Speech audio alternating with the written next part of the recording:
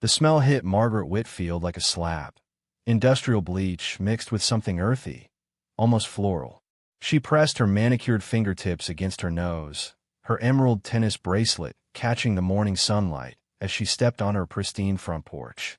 Across Magnolia Lane, in front of the Hendersons' old colonial, a black man in paint-stained coveralls was unloading cardboard boxes from a battered pickup truck. Not in my neighborhood. The scent grew stronger as a gentle breeze carried it toward her. That underlying sweetness beneath the harsh chemicals. Jasmine, maybe. Or honeysuckle. It reminded her of something she couldn't quite place, something that made her stomach tighten with an emotion she refused to name. Margaret's perfectly blow-dried blonde hair didn't move an inch as she marched across the street, her heels clicking against the asphalt like a countdown. The man, tall, broad-shouldered, maybe 40, was bent over a box labeled kitchen in careful handwriting. His dark skin glistened with sweat despite the cool October morning. "Excuse me." Her voice cut through the air sharp enough to shatter crystal. "I'm Margaret Whitfield, HOA president of Magnolia Lane Estates." He straightened slowly, and for a moment, just a heartbeat, something flickered in his deep brown eyes that made Margaret's breath catch. Not fear, not the immediate deference she was accustomed to. Something else entirely. "Morning, ma'am." His voice was warm molasses, tinged with what sounded like genuine amusement. I don't need to know who you are." Margaret's interruption came swift and surgical. "I need to know why you're dumping your belongings on private property. The Hendersons moved out 3 weeks ago, and this house is still under HOA management." The man, Marcus, though she'd never bothered to learn his name during his 2 years of cleaning the community center, set down the box with deliberate care. The morning sun caught the wedding ring on his finger, a simple gold band that had been worn smooth by years of honest work. "Ma'am, I think there might be some. There's no misunderstanding." Margaret's voice rose an octave, carrying across the manicured lawns like siren. "I've called the police about squatters before, and I won't hesitate to do it again. You have exactly 10 minutes to load this junk back into your truck before I make that call." A curtain twitched in the window of the house next door. Then another. The invisible audience that always materialized during Margaret's public performances was gathering, drawn by the familiar pitch of her outrage. Marcus, who had spent countless Saturday mornings mopping the floors where Margaret's heels had clicked, who had cleaned up after her book club meetings and her charity luncheons, who had been invisible to her for 24 months, reached into his back pocket. The movement was slow, non-threatening, but Margaret stepped back instinctively. Her heart hammered against her ribs as she watched him pull out a folded piece of paper, the kind that comes from lawyers' offices or title companies. "Like I was trying to say," he said, his voice still steady despite the flush creeping up his neck, "I bought this house. Closed on it yesterday." Margaret's world tilted sideways. She snatched the paper from his outstretched hand, her eyes scanning the legal document with growing horror. "Purchase agreement. Marcus Jonathan Hayes. 1247, Magnolia Lane. $340,000. October 15th. The scent of jasmine seemed to intensify, wrapping around her throat like fingers. In the distance, a lawn mower started up, its steady drone punctuating the silence that had fallen between them like a curtain. "This is impossible," she whispered, the words scraping against her throat. "The HOA has approval rights. We have standards. Procedures." Marcus's expression didn't change, but something in his eyes hardened. "Standards. Before I go further, tell me in the comments where you're watching from. And if you're hooked already, a like and subscribe will keep these stories coming." The morning air grew thick, oppressive. Margaret's mouth felt cotton dry as she realized what she'd just said, what she'd just implied.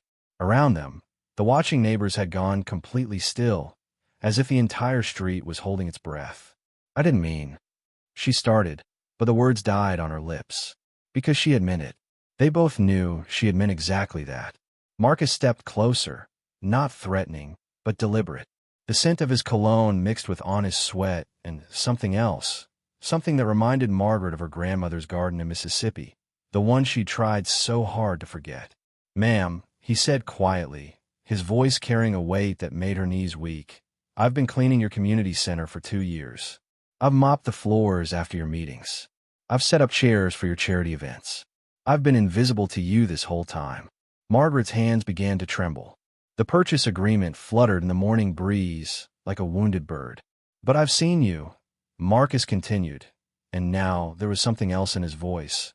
Not anger, but something deeper, more devastating.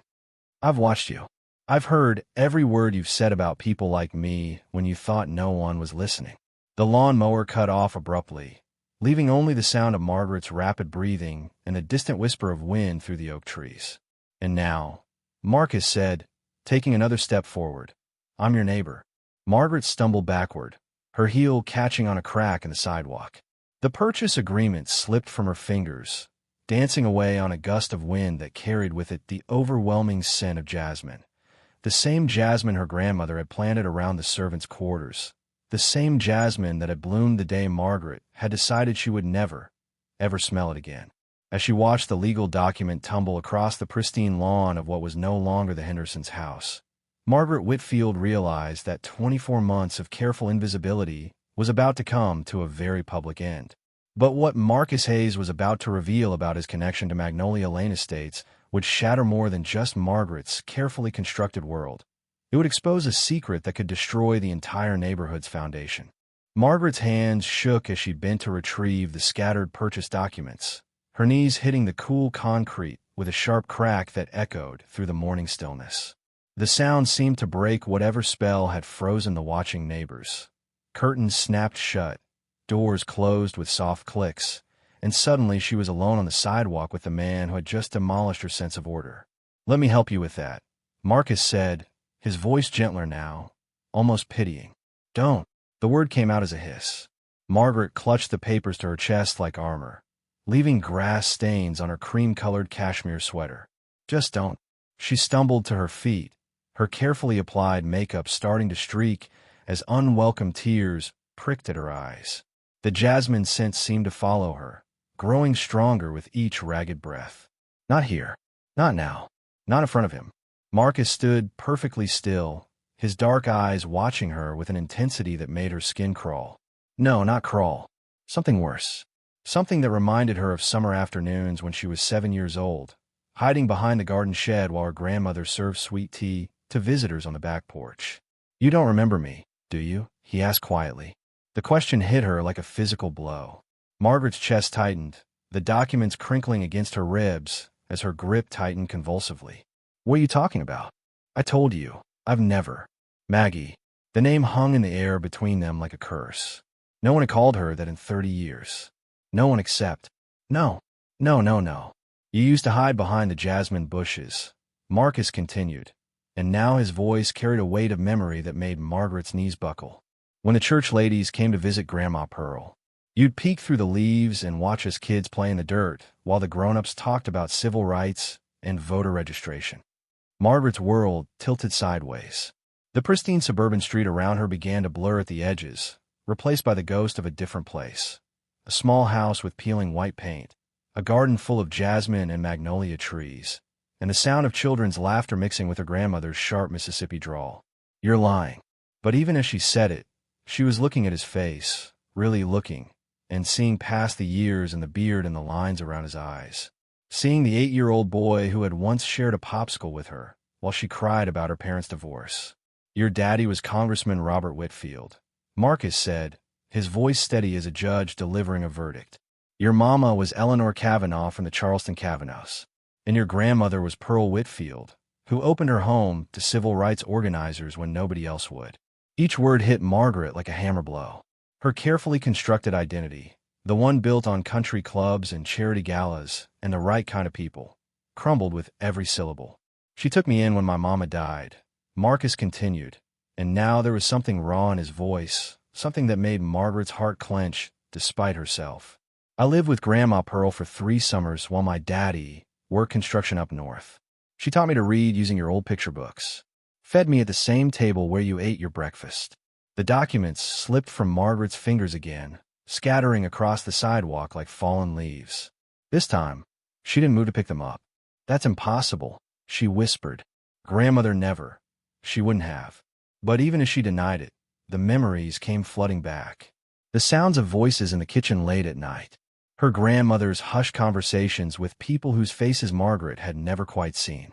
The way Grandma Pearl's eyes would grow sad when she looked at Margaret's blonde hair, her pale skin, her desperate attempts to fit in with the other plantation family's daughters. She loved you, Marcus said quietly. Even when you stopped coming to visit. Even when your daddy decided it wasn't appropriate for his political career to have a grandmother who harbored troublemakers. Margaret's breath came in short, sharp gasps. The morning sun seemed too bright, too hot. She could feel sweat beading on her forehead despite the October chill. I was 12, she choked out. I didn't have a choice. I know. Marcus stepped closer, and this time Margaret didn't back away. But you had choices later. When Grandma Pearl got sick. When she needed help with the medical bills. When she lost the house. The words hit Margaret like physical blows. She remembered the phone calls, her grandmother's voice growing weaker with each conversation, the requests for help that Margaret had deflected with excuses about college expenses and her new marriage and her husband's career prospects. She died alone, Marcus said, and now his voice broke just a little, in a county nursing home, because none of us kids had enough money to take care of her properly. But you could have helped. You had the money, the connections, the power. Margaret collapsed onto the curb, her expensive dress riding up as she buried her face in her hands. The sobs came without warning, raw and ugly and 30 years overdue. I'm sorry, she whispered through her fingers. God, Marcus, I'm so sorry. The sound of footsteps on pavement made her look up. Marcus was walking toward his truck, his shoulders rigid with the weight of old grief. For a moment, Margaret thought he was leaving, thought this devastating conversation was over. Instead, he reached into the cab and pulled out a manila envelope, yellowed with age. She left this for you, he said, walking back to where Margaret sat crumpled on the curb. I've been carrying it for 15 years, waiting for the right time to give it to you. Margaret's hands trembled as she took the envelope. Her name was written across the front in her grandmother's distinctive handwriting. Not Margaret, but Maggie, in faded blue ink that made her heart ache. What is it? She whispered. Marcus looked down at her with an expression she couldn't read. The deed to this house, and a letter explaining why she wanted you to have it. Margaret's blood turned to ice water in her veins. What? Grandma Pearl bought this place in 1987, after she lost the family house. Paid cash with money she'd been saving her whole life. She always said it would be yours someday, that you'd come back when you were ready to remember who you really are. The envelope felt impossibly heavy in Margaret's hands. Around them, the perfect suburban street seemed to waver like a mirage, revealing the truth underneath. That her grandmother had been watching her all along, had known exactly where she lived, had been planning this moment for decades. But the HOA records, Margaret stammered, show that the property belongs to the Pearl Whitfield Trust. Marcus finished. Which names you as the sole beneficiary. I've been the trustee since she died, waiting for you to claim your inheritance, waiting for you to come home. Margaret stared up at him, her mind reeling. I mean you don't just live in this neighborhood, Maggie, Marcus said quietly. You own half of it, and according to your grandmother's will, I'm supposed to help you figure out what to do with that responsibility. As Margaret sat there on the pristine curb, clutching a letter from a ghost and staring up at the man she had tried so hard to erase from her memory, she realized that her carefully constructed world wasn't just cracking. It was about to explode entirely. But the revelation waiting inside her grandmother's letter would prove that some secrets are powerful enough to reshape not just a life, but an entire community's understanding of justice, forgiveness, and the true meaning of home. Margaret's fingers trembled as she broke the seal on the envelope, the brittle wax crumbling like old dreams. The letter inside was written on Pearl Whitfield's personal stationery, cream paper with magnolia blossoms pressed into the fibers, a detail that made Margaret's throat close with sudden grief. My dearest Maggie, if you're reading this, then Marcus has finally found you, and you've finally found your way back home. I pray that your heart is ready for what I have to tell you. Marcus settled onto the curb beside her, close enough that she could feel the warmth radiating from his body. The morning sun had climbed higher, casting long shadows across the street that seemed to point directly at them. Two broken souls sitting on the edge of someone else's American dream. I know why you stopped coming to see me. I know what your daddy told you about my activities and the wrong kind of people who gathered at my table. I know the price you paid for loving me, child, the friends who turned away, the clubs that closed their doors, the future you thought you had to sacrifice for the color of your grandmother's conscience.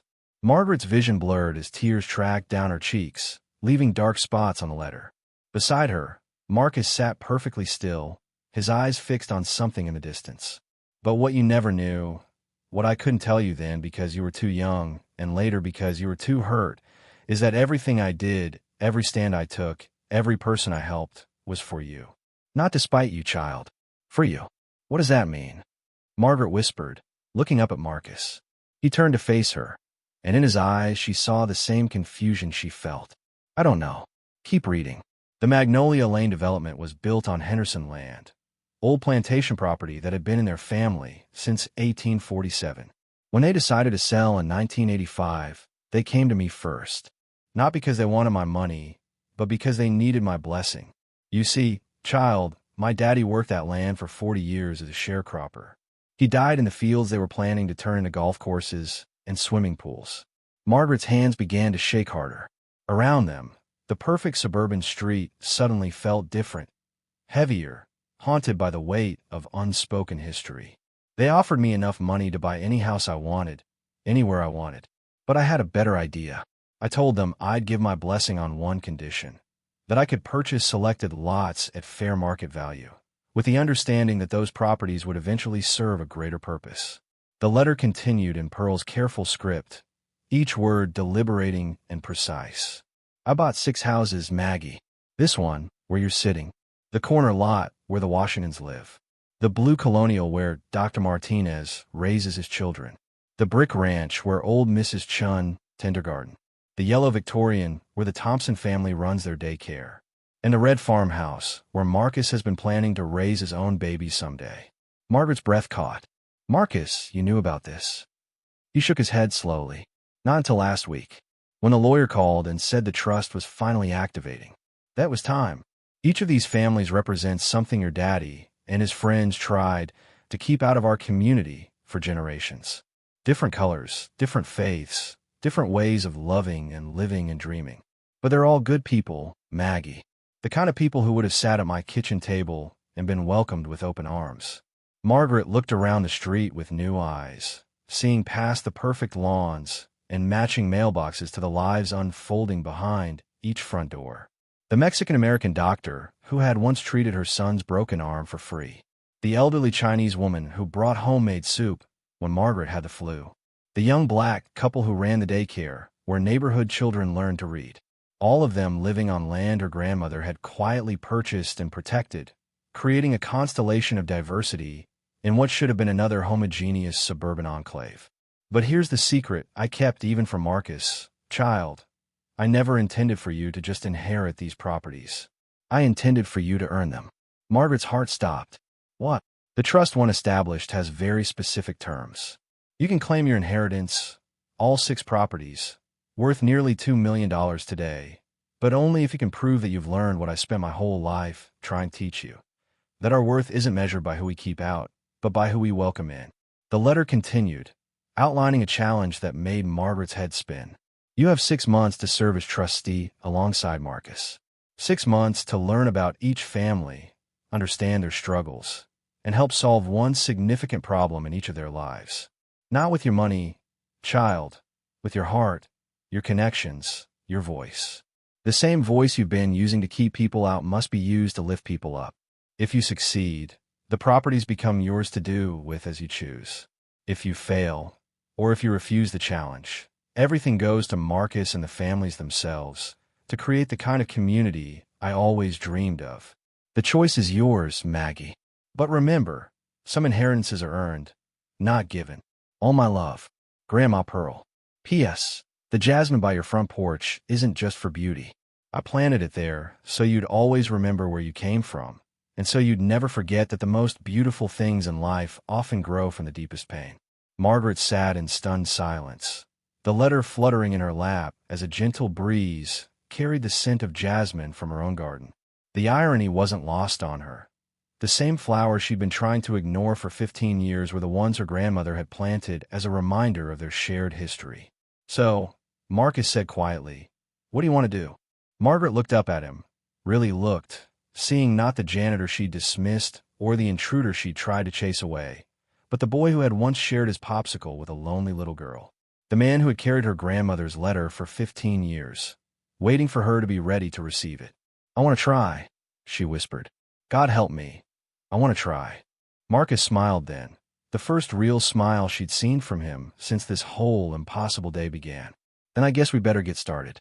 Mrs. Chen's roof has been leaking for 2 months, and Dr. Martinez's youngest just got rejected from the county's gifted program, even though she's reading at a high school level."